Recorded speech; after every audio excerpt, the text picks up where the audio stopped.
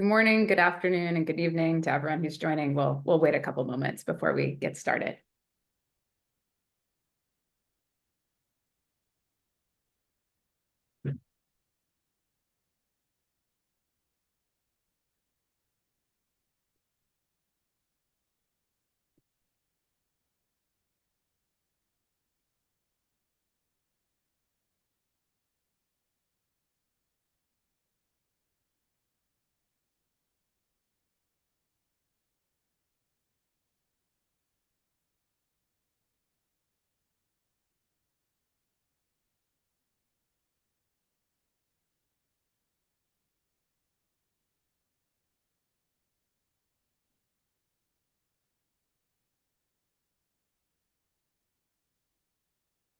Hey, good morning, good afternoon, good evening to everyone, and welcome to the Mighty Earth webinar, where we're discussing the new report, Tainted Steel, the Deadly Consequences of Hyundai's Dirty Supply Chain. We still have a couple of people who are joining, so we're going to give them a few more minutes or so to get settled, and then we'll get underway.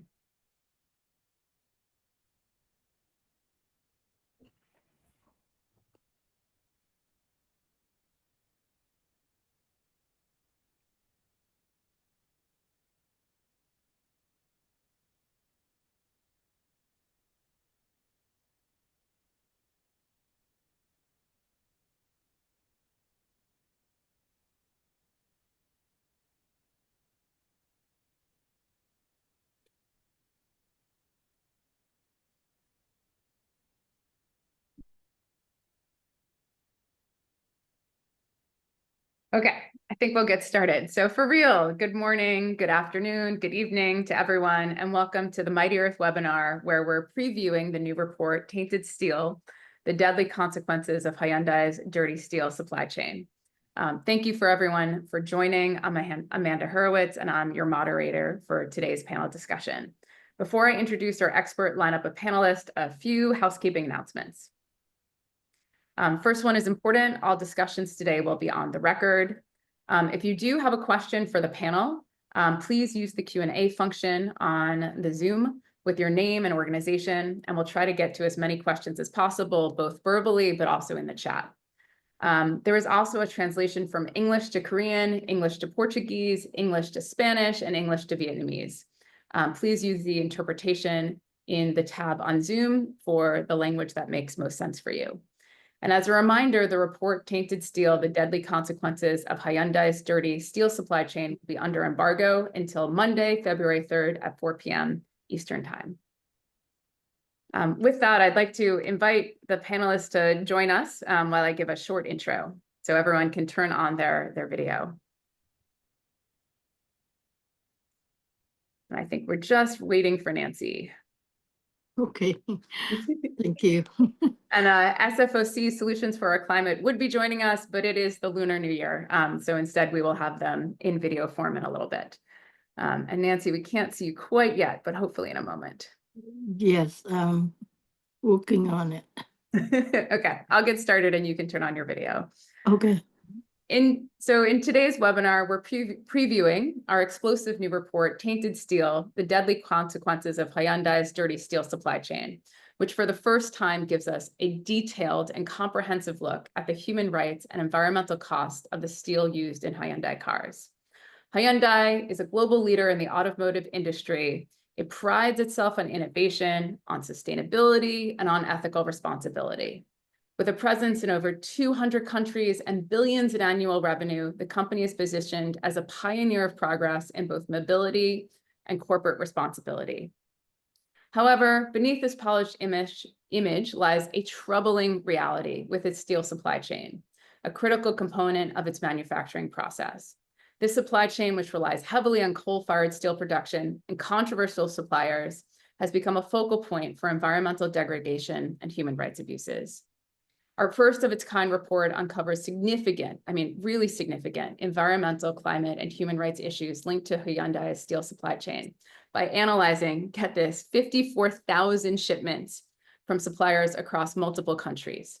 And so when we say something is a Hyundai supplier, we know it's a Hyundai supplier. The report includes data from customs records, public disclosures, CSO reports, subscription-based platforms as well. As you will hear from our panelists today, in every country that Hyundai steel supply chain touches, there are devastating impacts to the environment and human rights. In today's discussion, we'll hear directly from the communities and organizations across the globe about the lives and livelihoods that have been lost as a result of Hyundai turning a blind eye to the abuses in its global supply chain. Before that, I'd like to turn it over to Glenn Hurwitz, the CEO of Mighty Earth, to outline some of the report's overall findings in more detail. And with that, I'll invite the rest of our panelists to go off camera. I will as myself. And Glenn, will you give us a glimpse of what this report uncovers? Sure, great. Thank you so much, Amanda, and thanks to everybody who's joining us today. Thanks especially to all of the partners who contributed, our industry decarbonization director, Matt Grock, our comms team. Really excited about this work. So just for background, Mighty Earth is a global advocacy organization working to tackle the biggest challenges facing nature and climate today. And we work to transform whole industries. As one of the, when you're looking at the steel industry, it's a source of about 8% of global greenhouse gas emissions. There's a range. So this is, one of the big climate challenges we face. And for that reason, this webinar could not be more relevant or timely. We are talking about private sector action to drive decarbonization.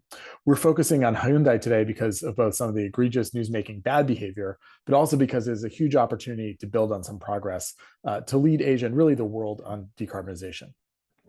These private sector decisions are the fulcrum of climate action in the world today.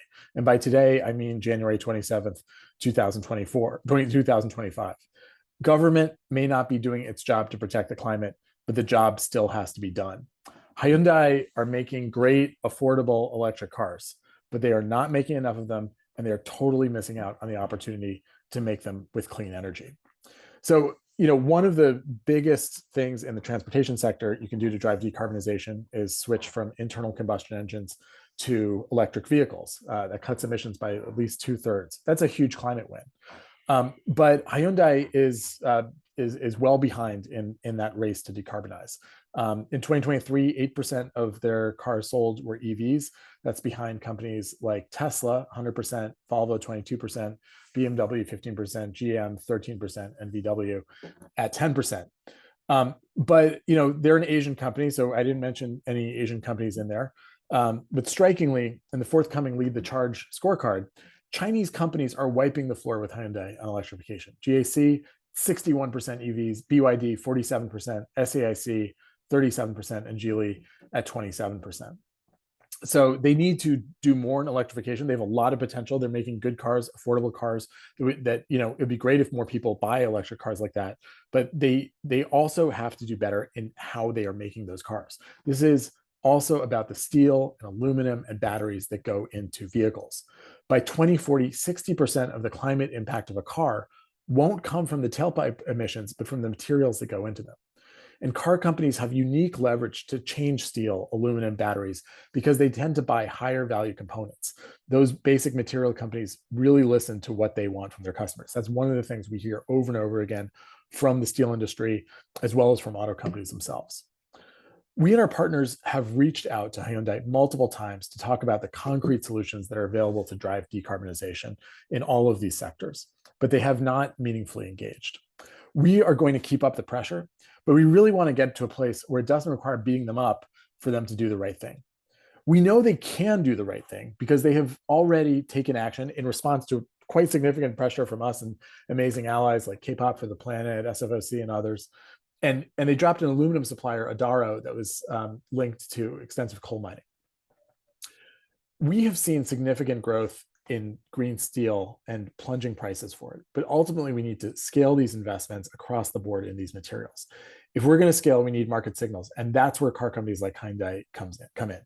And with that, I'm going to go into a little bit of the detail about what this report found. And if you have any questions, Matt Grock, our industry decarbonization director, can explore those in much greater detail. So as I mentioned, the automotive industry is the third largest consumer of steel globally. That gives it a lot of leverage, but because of that high value section in the marketplace, it really can set the terms of the market, probably more than any other sector. And steel accounts for about half the weight of the average passenger vehicle and is responsible for more than a third of the average vehicle's embodied carbon emissions. We're also, as I mentioned, working on aluminum, batteries, leather, rubber, other materials that go into the car, but steel is probably job number one. And what's interesting is one of the reasons we focused on Hyundai is not only is it the third largest automotive company, but it's also one with the only one with its own steelmaking subsidiary. So they can both drive change through demand as well as through their actual practices. And Hyundai has done a lot to market itself as a sustainability champion and talk about responsible human rights. But unfortunately, as this report details, they're not really living up to that. And one of the things, as Amanda mentioned, this is a really rigorous and kind of methodologically groundbreaking report. So we looked at 57,402 shipments, and the information was gathered from company report, customs data, trade data, and it gives us a really clear picture of their supply chain, everything from how it's mined to the actual steel making. It captures some of the largest mining, coal, and steel companies in the world, including POSCO, Glencore, Vale, ArcelorMittal, and more.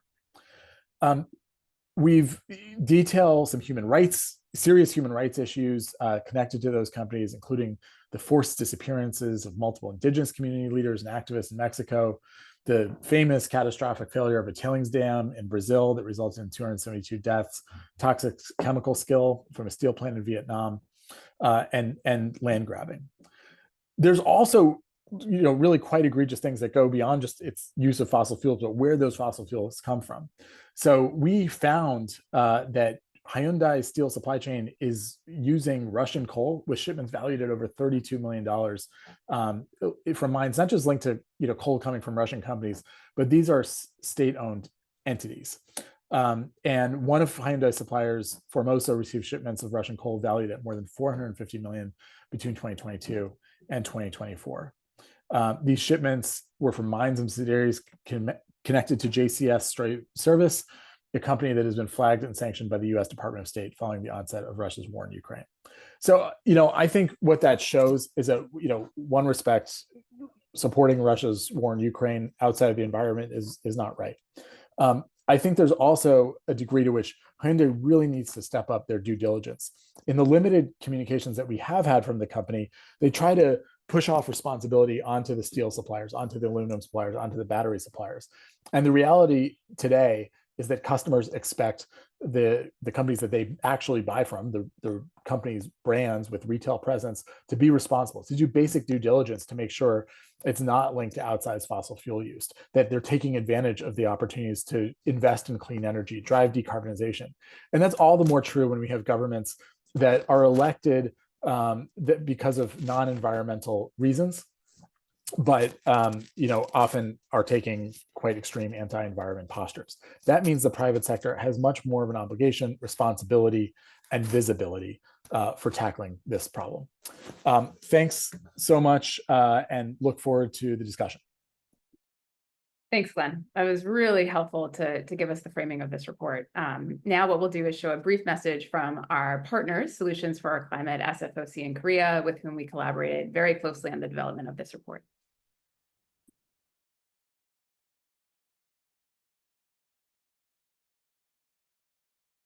Proceed Steel Team. Hyundai Motor Company, a global automaker headquartered in Korea, has a very unique corporate structure with a steelmaker integrated within its group. This globally rare feature enables Hyundai to lead in the decarbonization efforts of the steel industry by leveraging its relationship.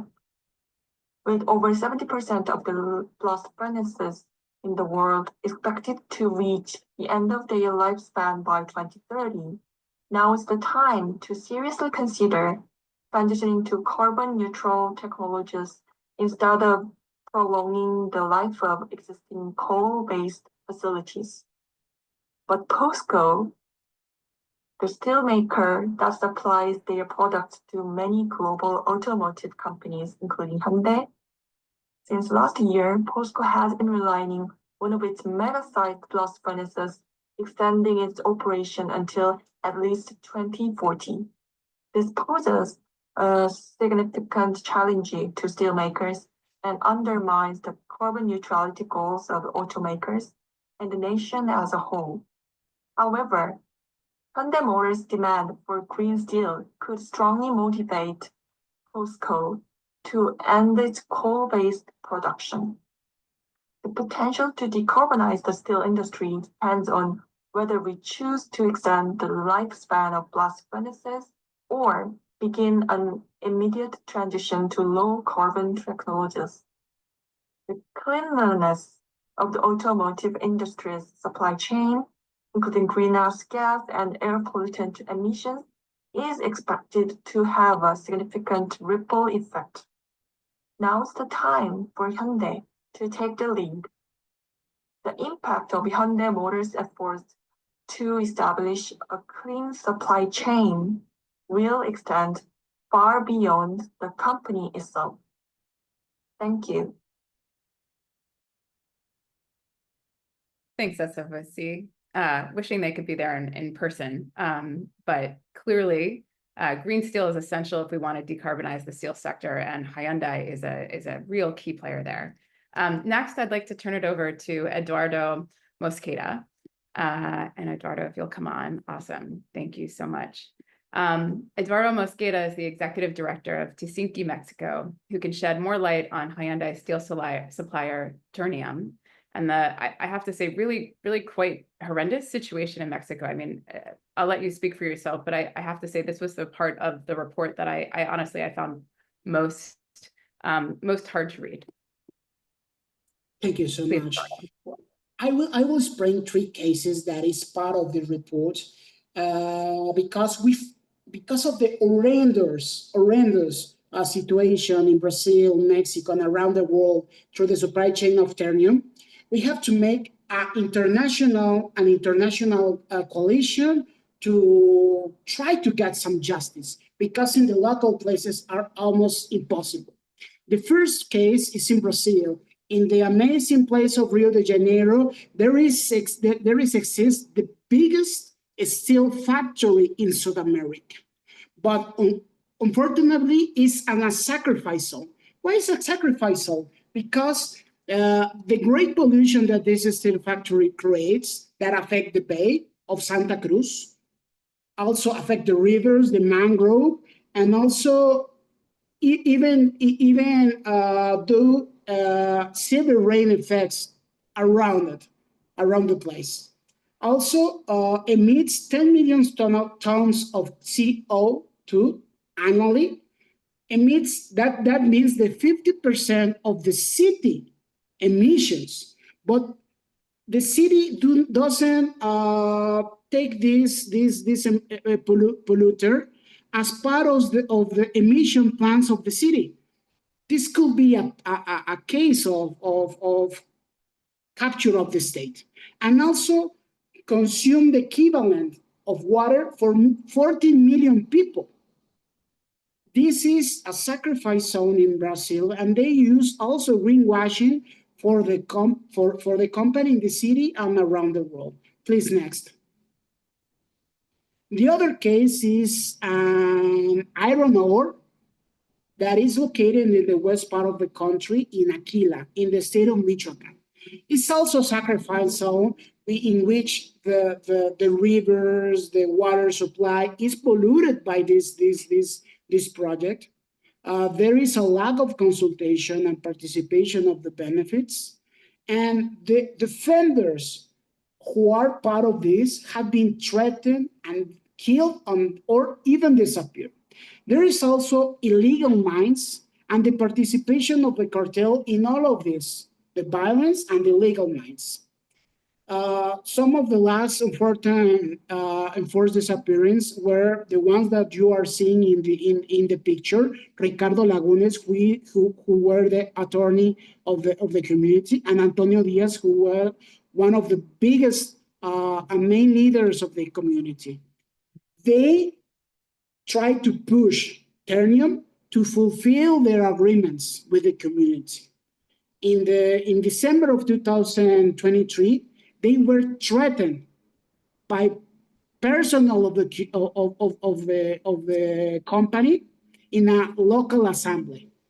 1 month later, in January of 2023, they were kidnapped. They were disappeared.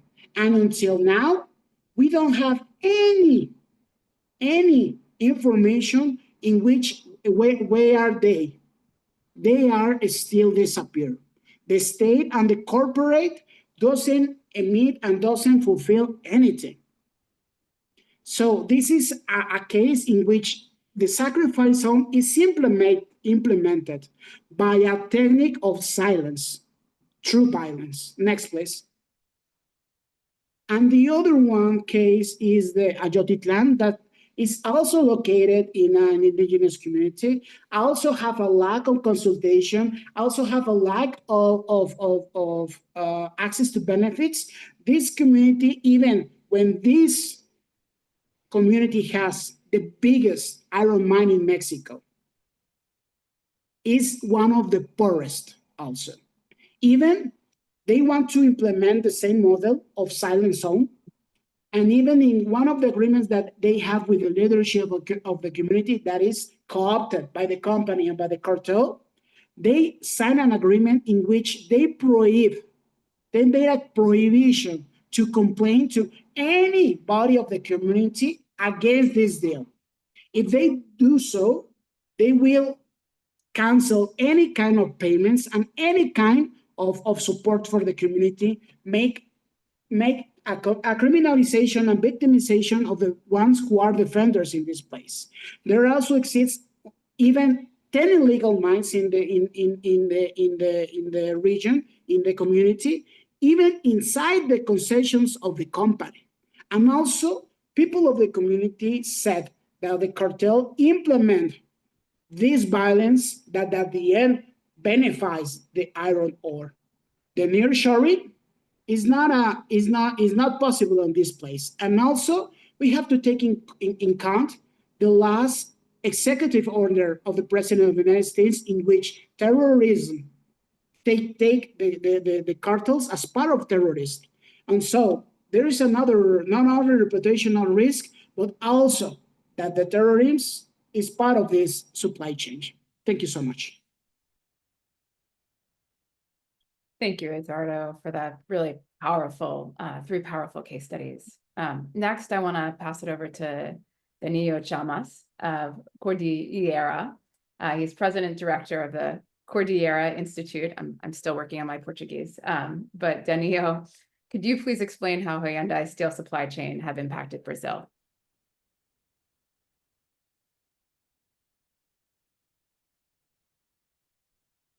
Yes, thank you. Hello, everyone. Greetings from Brumadinho, Minas Gerais, Brazil. I've been working to hold accountable some actors who commit crimes, environmental damage, and human rights violations in the context of mining conflicts here in my country. First, I lived in and worked in the Amazon region, where the Carajás mining project operates. And then I moved to Minas Gerais, where I have been for the last 6 years.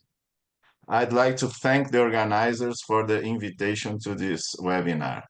Here in Brumadinho, there have been open pit iron ore mines in operation since the 70s.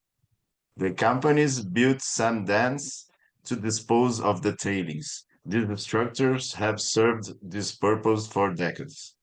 In 2017, mining company Vale applied for a license to expand the project with commercial exploitation of the tailings deposited in the dams. Despite opposition from local residents, the authorities granted the permit in December 2018. A month later, the dam collapsed. Let's watch a short video, please.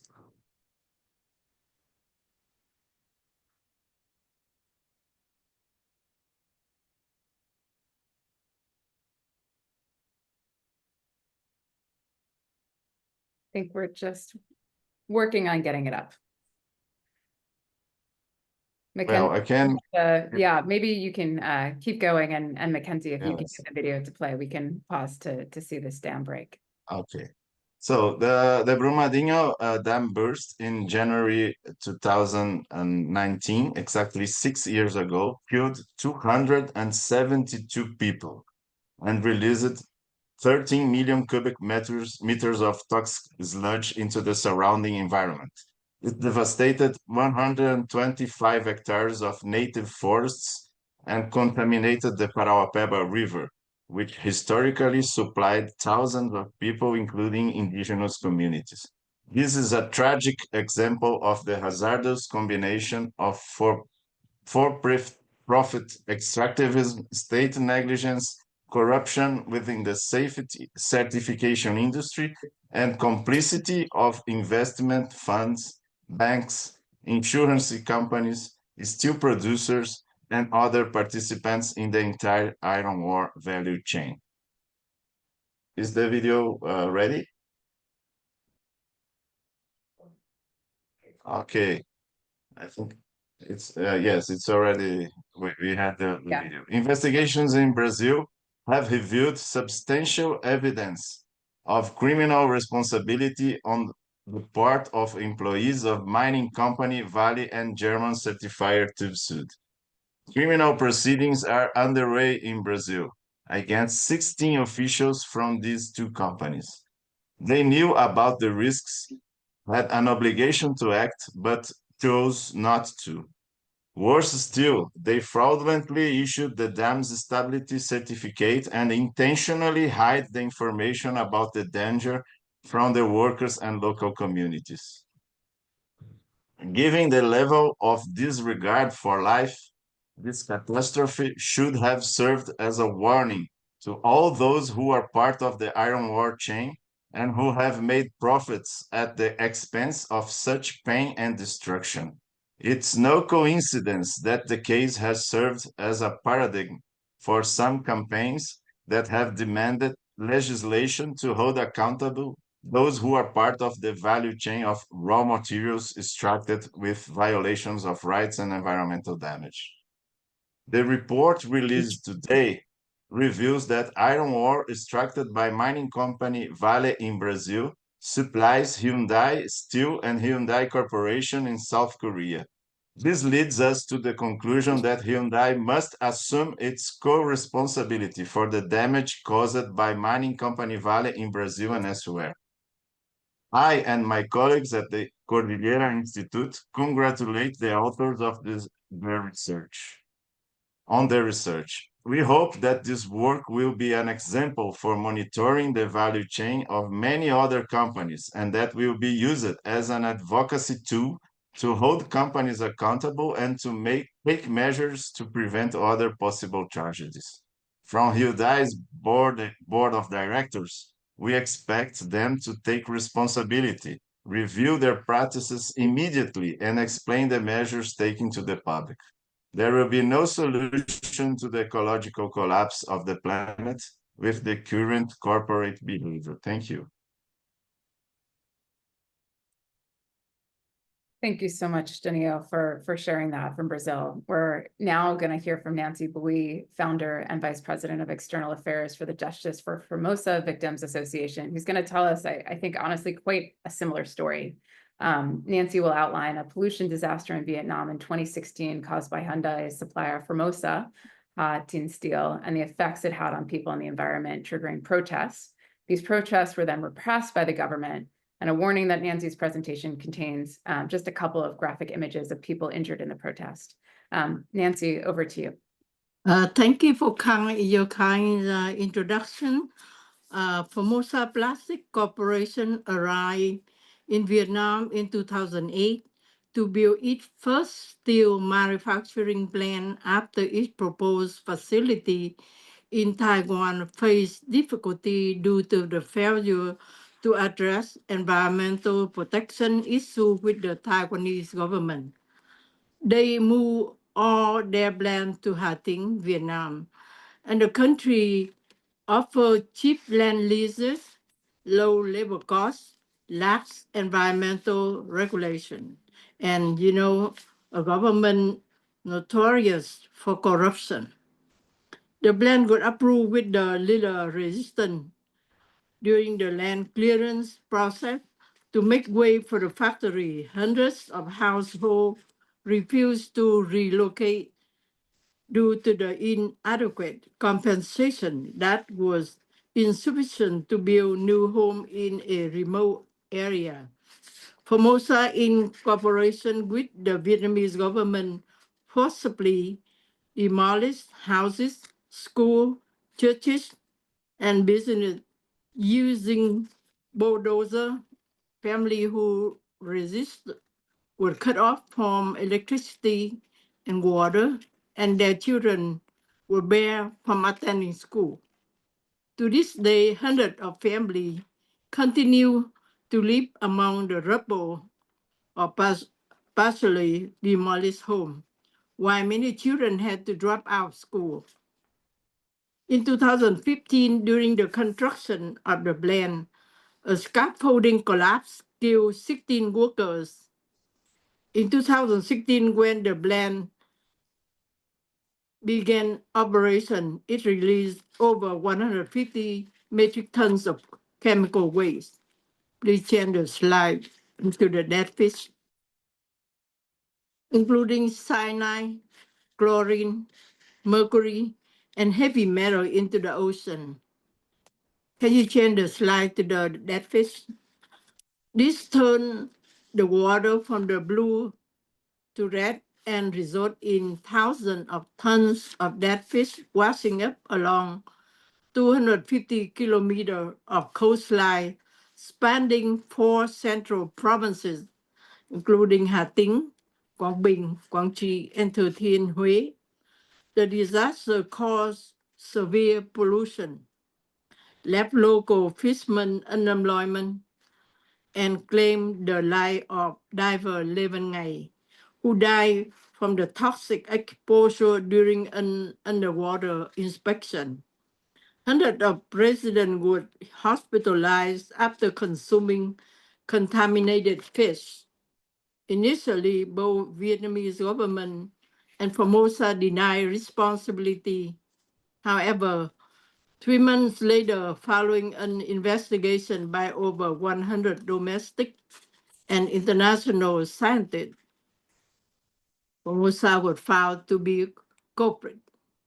The company issued an apology and hastily offered $500 million in compensation without conducting any assessment to determine whether this amount was fair or adequate. Another outrageous aspect of the case is that Formosa paid the compensation directly to the Vietnamese government, essentially treating it as a form of protection money. Instead of compensating the victim directly, many victims who did not receive adequate compensation or not at all took their grievance to court, but were met with violence, severe injury. Please change the slide. Yes, thank you. And imprisonment. Over 20 activists who support the victim remain in prison even as the disaster entered its 9th year. Many victims, having lost their livelihood, were forced to seek work in southern provinces or mortgage their assets to pay brokers to ensure jobs in countries like South Korea, Japan, China, Taiwan. Some even risked dangerous journey to Europe, with tragic incidents such as the death of 39 Vietnamese migrants in refrigerated trucks at the UK border in 2019. Meanwhile, resumed operation in 2007. Formosa, less than a year after the disaster, despite its waste treatment system not being installed until the end of 2020. By then, Formosa Hà Tĩnh had declared itself the largest and cheapest steel manufacturer in Southeast Asia, producing hundreds of thousands of metric tons of steel at the expense of an environment severely damaged by toxic waste. Beyond polluting the ocean, the company bury solid waste on the farmland and import coal from Russia to cut costs, resulting in Hating sky within a 10-kilometer radius being perpetually darkened by toxic smoke. Rainwater turned black and groundwater become so heavily contaminated that it turned yellow and reek of chemical. Poor residents were forced to buy drinking water and cooking water from a distant area. Requests from the independent assessment of the environmental condition, ocean, air, and groundwater were denied by Formosa and Vietnamese government. The company, which initially promised to create 6,000 jobs, ultimately cost the region over 170,000 lost livelihood, destroy its pristine coastline, deprived many children of education, and tore apart countless families. Without buyer like Formosa and other companies purchasing Formosa steel produced through the sweat, tear, and suffering of the people near Formosa, I think the corporation would have no opportunity to continue destroying the environment, violating human rights, and causing societal disaster for the poor fishermen of central Vietnam.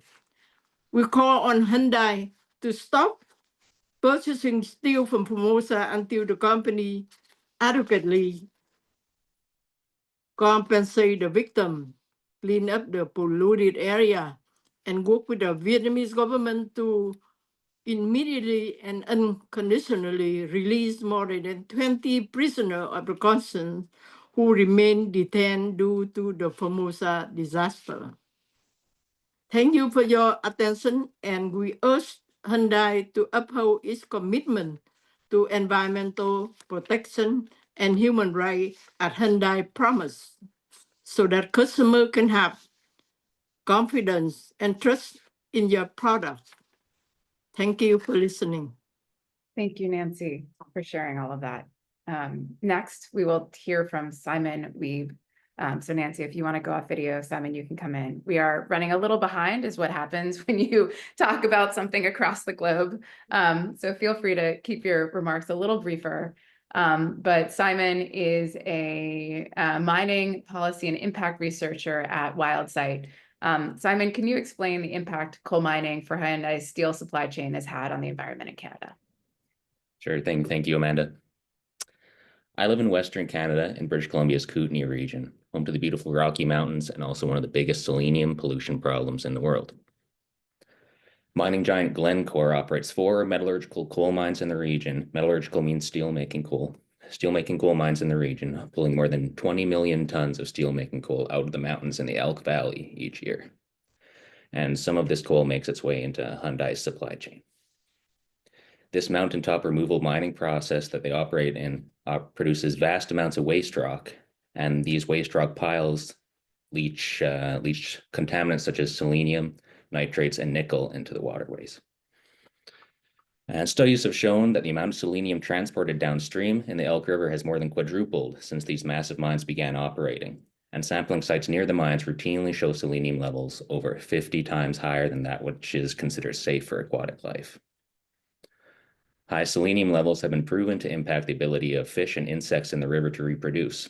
And in 2019, a threatened fish species living in a heavily contaminated river near the mines suffered a population collapse, where 95% of fish did not survive that winter. The mines have received fines in excess of $60 million Canadian in the past for failing to improve selenium levels in the river. And they claim to have spent upwards of $1.4 billion trying to reduce those selenium levels, but with very little to show for it. Even today, they routinely violate permitted pollution levels while continuing to make billions of dollars in profit. Breaking the law is a way of business, and this is the norm here. Our government is happy to keep handing out ineffective fines and making toothless plans to improve water quality, as these mines produce around 40% of BC's total mining revenue. Currently, BC and Canada continue to allow the pollution of not only our own water, but that of the United States as well. The selenium that comes from these mines flows through the Elk River to the Kootenay and then into the Columbia River, which goes into Washington and Oregon. And it also impacts Montana and Idaho as well, many states. Millions of people downstream of us drink this water laced with coal mining selenium and other contaminants such as nitrates that I mentioned earlier. Tensions have been rising for years as pollution levels in Lake Koocanusa continue to break Montana's water quality standards. We are breaking the standards that the state of Montana has put in place for their water supply. We are in a critical time at the continued violations of the Boundary Water Treaty, the treaty made between US and Canada back in, I think it was 1909, that calls for we shall not pollute the waters of the other country, basically is what it says. And consistent calls for action from the Ktunaxa Nation on either side of the border have led to the beginnings of an International Joint Commission, IJC, reference. This reference is intending to examine what can be done about this widespread issue and to see exactly how bad it really is. The IJC reference includes representatives of governments on both sides of the border, and for the first time has members of these nations as decision makers of equal standing as part of the panel. I'm excited to be serving as a member of the public advisory group on this study, and I'm hopeful that this reference will lead to greater efforts to improve water quality for the benefit of all living things that rely on these waters for life. And Hyundai is complicit in this pollution issue by continuing to purchase PCI coal from these mines, as this report so painstakingly laid out. And yeah, I just like to say thank you for this report. It's an amazing report. Thanks, Simon. Yes, painstaking is the and very detailed. But that's what's brought us all here today. And so for our final panelist, we're going to hear from Matt Mihalik, the executive director of the Breathe Project in Pennsylvania. Matt, can you close us out by talking about the impact of Hyundai supplier US Steel has had on the communities that you work with in Pennsylvania? Thank you very much, and thank you to Mighty Earth for inviting me to present about the health and social impacts of steel production in the Pittsburgh region, especially the Monongahela Valley or Mon Valley, the site of the integrated steel operations of US Steel and named supplier in the Hyundai report. The steel industry in this region is responsible for severe health impacts on residents living in environmental justice communities near the three plants that comprise the Mon Valley Works: the Clairton Coke Works, the Edgar Thomson Blast Furnaces and Rolling Mill, and the Irvin Works rolling and stripping mills. These plants rely upon coal. The Clairton Coke Works dates to 1901 and is the largest coke plant in the United States and the largest byproducts coke plant in North America. The Clairton plant is a major source of carbon dioxide, nitrogen oxides, particulate matter, sulfur dioxide, VOCs, hydrogen sulfide, and hazardous air pollutants. The Coke Works is located in an environmental justice community. Approximately 130,000 people live within a 5-mile radius of the Coke Works. 1/3 of these people have low income, 36% are African American, and 1/5 are older than 64 years old. People in proximity in the Clairton Works have air quality that's worse than 96% of all monitored regions in the United States for fine particles. The US Steel's Edgar Thomson Works dates to 1875 and emits severe levels of hazardous air pollutants, metals, benzene, and lead, in addition to sulfur dioxide, nitrogen oxides, particles, and hydrogen sulfide pollution. Approximately 21,000 people live in Braddock and North Braddock and communities within a 2-mile radius of the Edgar Thomson plant. In Edgar Thomson plant proximity, communities have air that's worse than 90% of all monitored regions in the United States. It's well known that particles are carriers for hazardous air pollutants that are delivered directly into the bloodstream of residents. As a result, Allegheny County's 1.2 million people are in the top 1% of all counties in the United States for cancer risk from point source air toxic emissions. 90% of the point source cancer risk in the county is attributable to coke oven emissions. The results of this pollution mean there are extra deaths occurring in our county from industrial air pollution. In 2024, a scientific study of air pollution in Allegheny County revealed that there are an estimated 640 to 1,373 people per year dying from fine particle pollution. Mortality rates for this pollution were 33% higher in Allegheny County's low-income communities, and mortality rates were 18% higher in the county's communities of color. On average, somewhere between 2 to 4 people die each day in Allegheny County from industrial air pollution. Justice and equity mean we work to put an end to these unfair burdens. A 2017 study of asthma in the Mon Valley regional schools found children exposed to Mon Valley air pollution had nearly a twofold risk of having a diagnosis of asthma. In Clairton, 34% of all children were at risk from asthma compared to a national rate of 8% and a state and county rate of about 10%. Additionally, other evidence of the impact of pollution events can be seen from the cameras that we have pointing at the polluting facilities in the Mon Valley. And I've sent a video showing an August 2023 video of what happened at the Clairton Coke Works when the power was cut out. So if you could please key up that video, that would be great. And I'm just going to keep talking while that's going. Our coalition has been daylighting these facts and holding our region's leaders accountable in an epic struggle to ensure the Clean Air Act is enforced. Because of our pressure, our air regulator has issued at least 20 enforcement orders, stipulated penalties and notices of violation, and entered into several consent orders with U.S. Steel since January of 2020. As a result, U.S. Steel's paid over $60 million from these emissions violations. They've been forced to shutter the oldest coking batteries, about 1/4 of the plant's 2020 capacity. But progress is slow because of how deeply entrenched the industry has been in our region's governance and social institutions.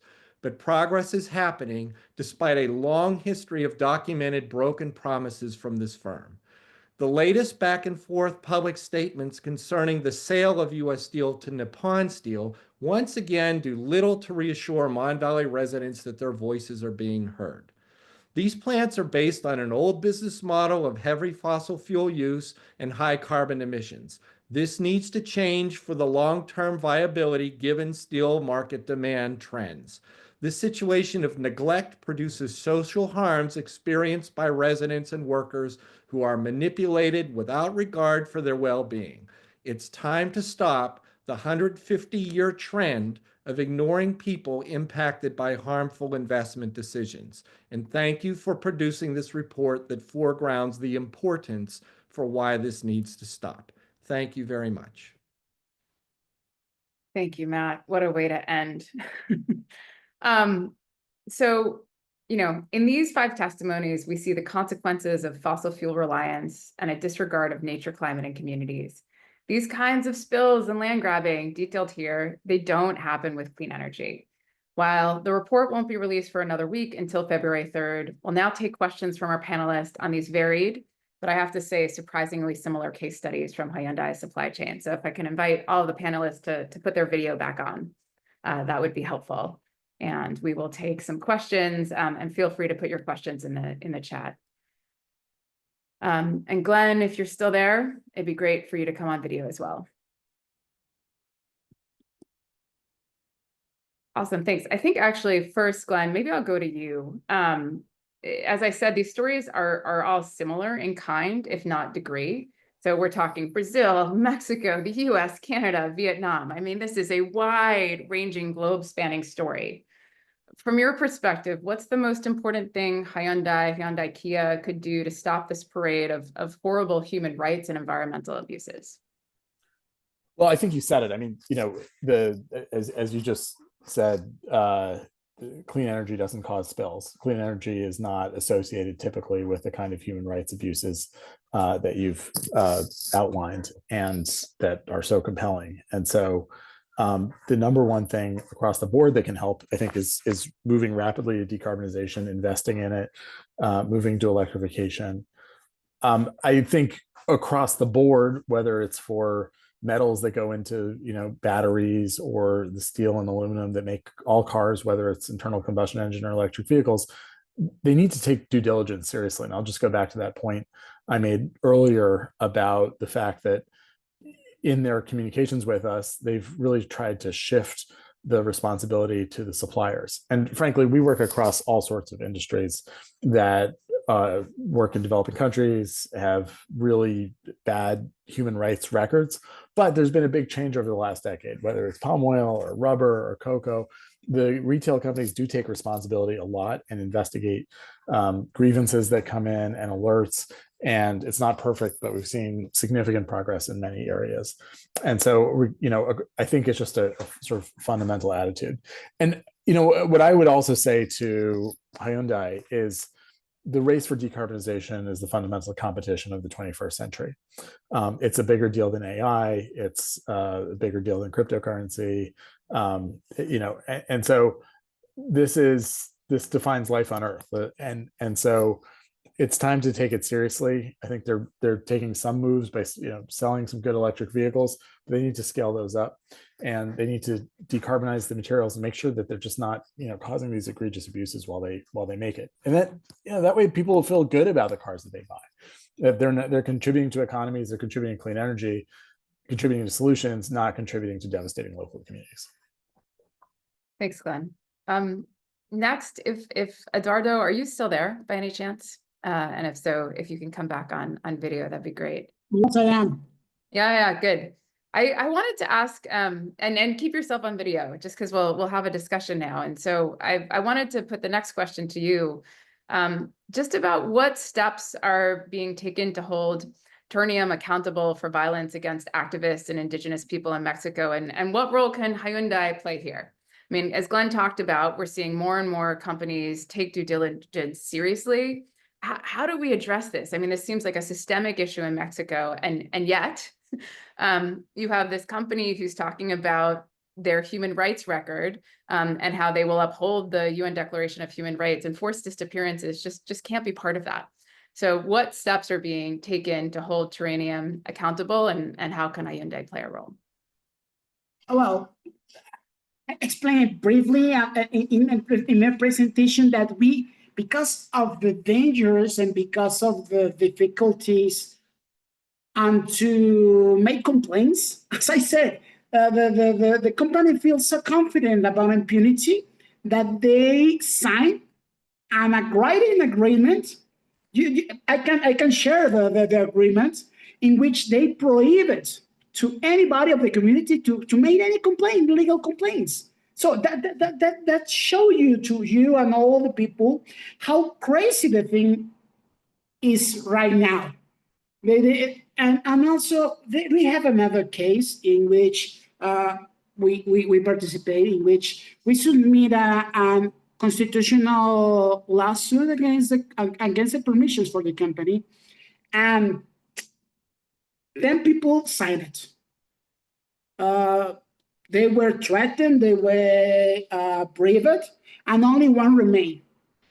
And this guy, he said that he was kidnapped, and he saw people of the company, the cartel, and people of the leadership of the community, in which they take him, torture him, and make him withdraw from the lawsuit, transport him from the mountains in which the community of him is, to the courtroom in Guadalajara. So that shared a little piece of reality in how this indigenous community and the defenders suffer. And because of that, we started to ask in our networks, international networks and national networks, who else had problems with them.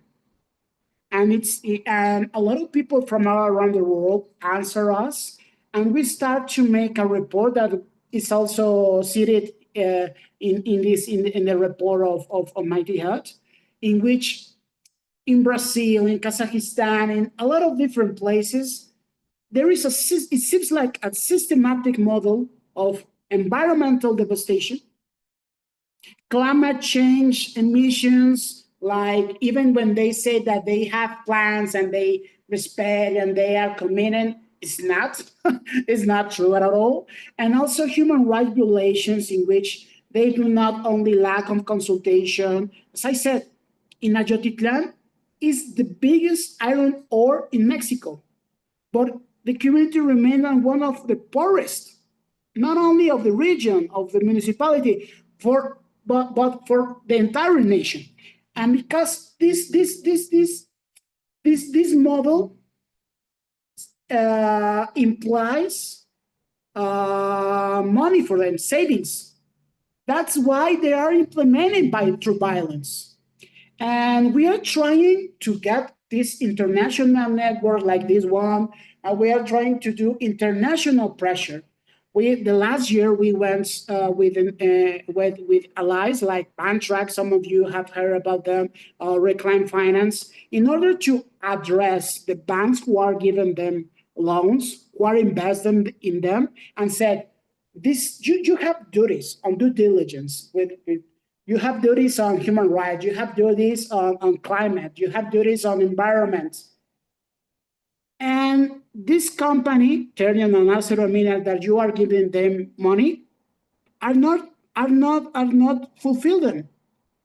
And this is a risk for your reputation, but also for your business. And right now, we also say this to Hyundai.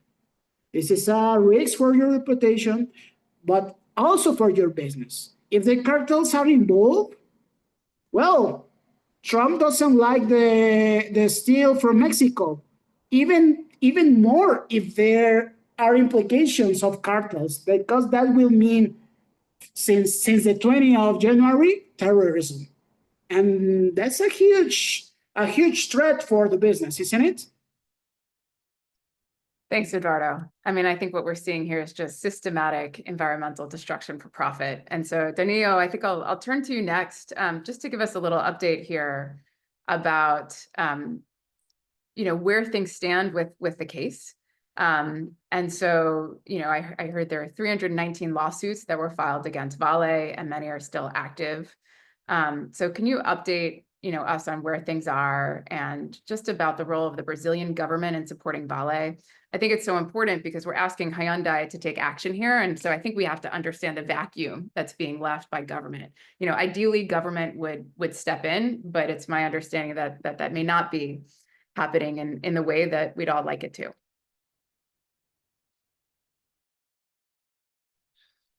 Well, thank you for the question. It's not an easy question. I will try to summarize.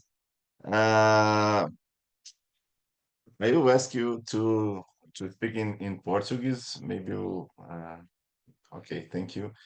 Então, em primeiro lugar, a nossa experiência nos mostrou que nós não podemos confiar na boa-fé das empresas, né? Então, nós precisamos buscar respostas em outros lugares, e estamos priorizando o sistema de justiça, apesar de todas as deficiências que ele tem.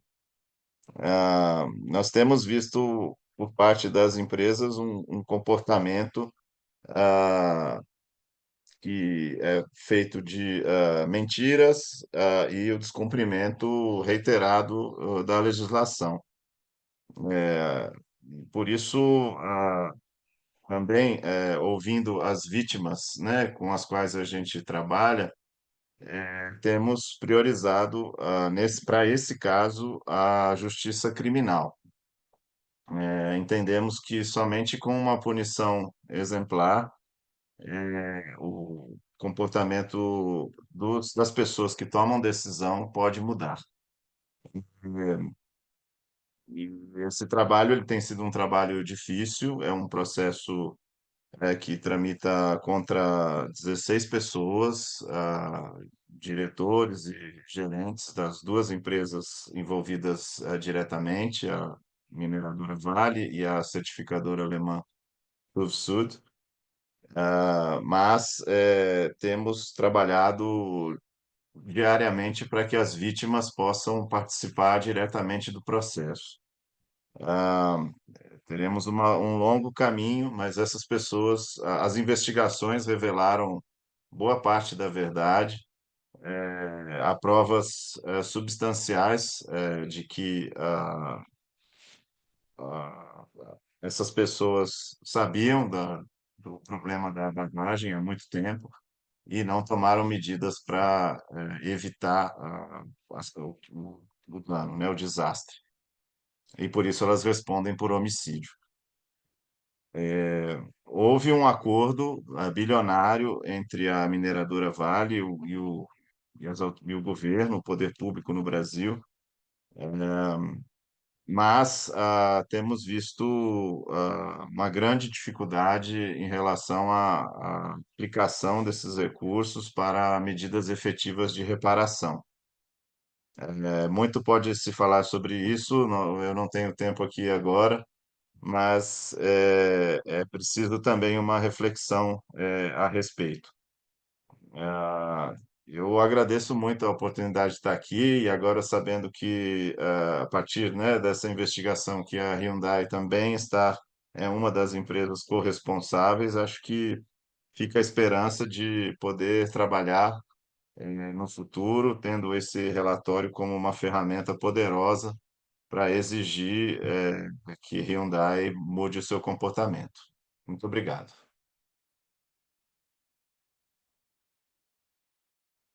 Thank you, Daniel.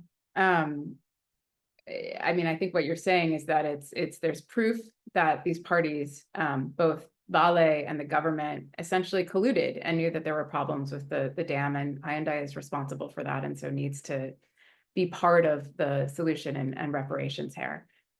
Just to be, so everyone knows, we're going to go till 7:15. I think with this number of panelists, that was perhaps inevitable. So thank you all for staying on. Next, I wanted to turn to Nancy. And I wanted to talk because the Formosa disaster was a little longer ago than some of these other incidents we're talking about. And so although Formosa was not working with Hyundai at the time of the disaster, it has not effectively remedied the situation. And so does this constitute a violation of Hyundai's supplier code of conduct? Oh, and if you can turn on your audio, then we can hear you.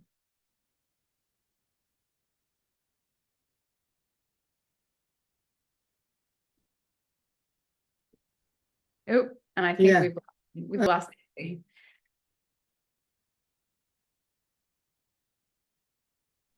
Can you hear me now?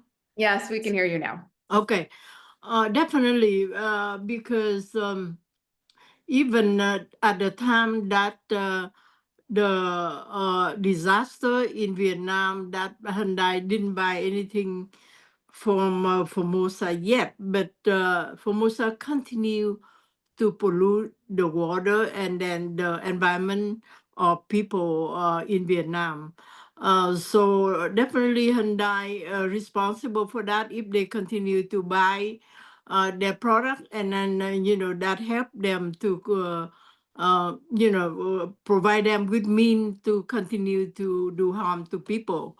That's one thing. Another thing I want to mention here is the responsibility of the governments. Vietnam government siding Formosa. They crack down on people. We have them, the victim, to file a lawsuit in Taiwan, and that lawsuit 6 years old. And Vietnamese government do anything they can to stop this lawsuit by beating up the victim, the people who filed the lawsuit, threaten them, and also the thing that to try to get them drop the lawsuit. On the other hand, Taiwanese government, they have a little bit, but their red tape is so much that the victim cannot fulfill their all the requirement. Yeah, they ask the victim have to go through what they call this POA, the power of attorney, that require the victim have to go through the process that that the Vietnamese government have something to say about it. So it very difficult.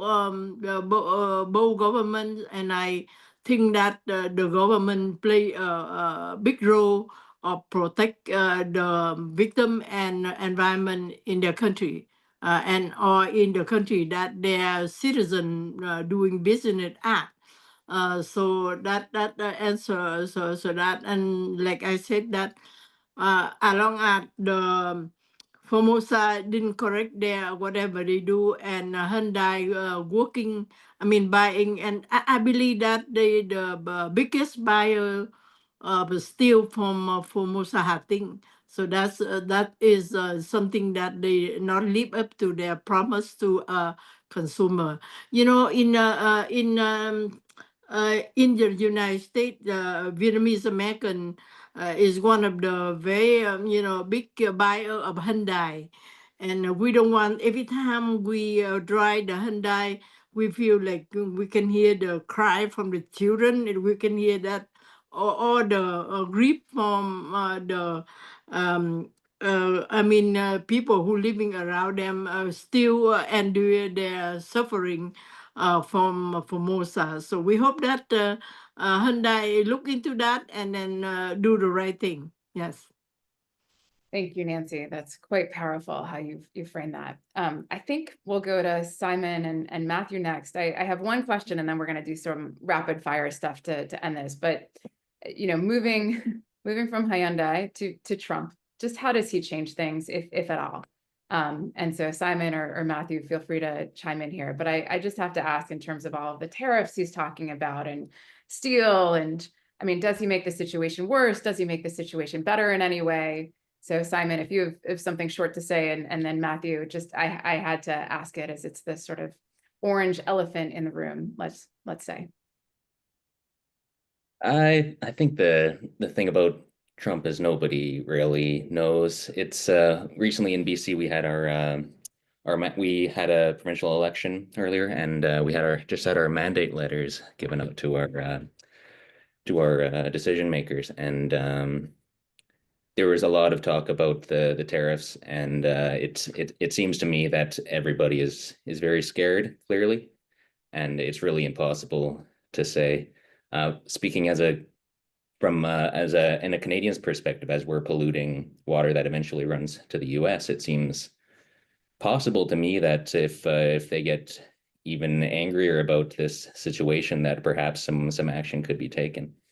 And historically, it's been the Indigenous nations and the Indigenous nations especially, but as well as the states that have been calling for more and more action, as BC and Canada continue to drag their heels.